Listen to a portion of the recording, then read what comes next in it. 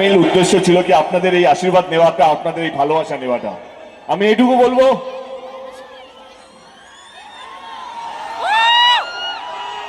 যে আজকে যেই ভালো, আস্তে আস্তে আস্তে ধাক্কা দিতে হবে না, 5 মিনিট আছে, আর ধাক্কা দিতে হবে, থাক এখানে থাক।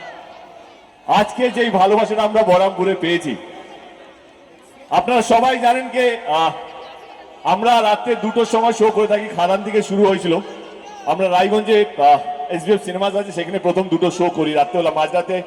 যে কোনো আমার ছবি প্রথম শো হয় রাত্রে 2টোর সময়, সেটা রায়গঞ্জে শুরু হয়েছিল। কিন্তু ধূমকেতু বহরমপুরে যেইভাবে চলেছে বা এখনো চলছে, হাউসফুল হচ্ছে। আলী এখানে আছে, আলী যে আমার ভাইয়ের পার্টটা করেছিল, বহরমপুরেরই ছেলে।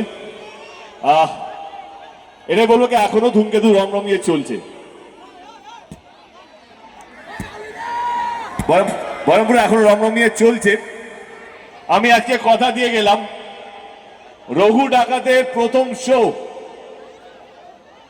আমরা বহরমপুর থেকে শুরু করব। আমরা 2টো থেকে শো শুরু হওয়ার কথা। রঘু ডাকাতের বাংলার প্রথম শো বহরমপুরে রাত 1:30টার সময় কনফার্ম করে গেলাম। আমার মোহন টকিজের সাথে কথা হয়েছে, তার কর্ণধার সোনুবাবুর সাথে কথা হয়েছে, তিনি আমায় কনফার্ম করেছেন। তো এইটুকু বলতে পারি, এই ভালোবাসা আপনাদেরকে ফেরত দিতে পারি যে বাংলায় যদি রঘু ডাকাত কোনো মানুষ, কোনো দর্শক দেখে থাকবে, সেটা হচ্ছে বহরমপুরের মানুষ। এই ভালোবাসা, এই আশীর্বাদের জন্য অসংখ্য ধন্যবাদ। রঘু ডাকাত এমন একটা ছবি যেটা আমার মনে হয় যে বাংলায় এর আগে হয়নি।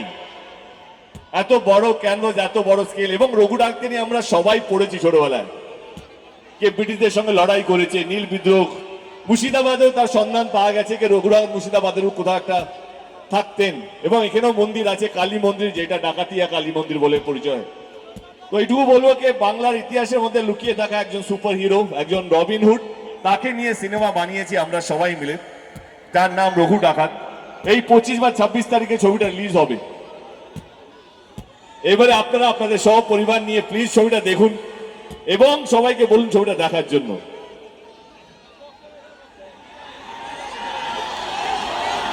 এসো উপরে এসো।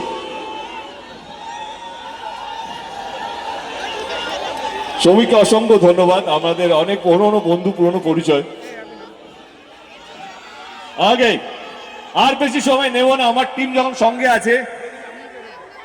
রঘু ডাকাতের গানটা মনে আছে, জয়কালী গানটা? তাহলে একটা নাচ দিয়ে শেষ করা যাক অনুষ্ঠানটা সবাই মিলে।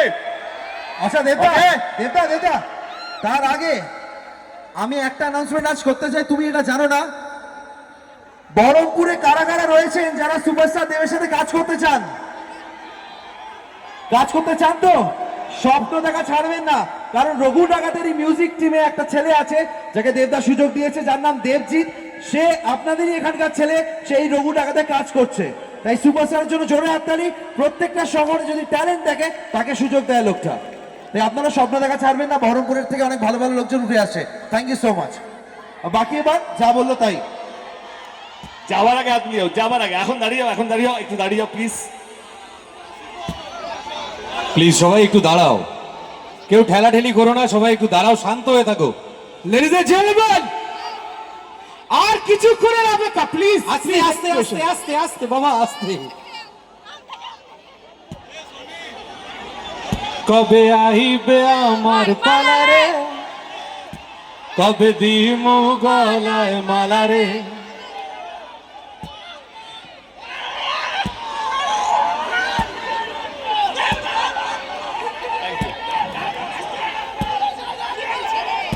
থ্যাংক ইউ, গলা ফেটে যাবে।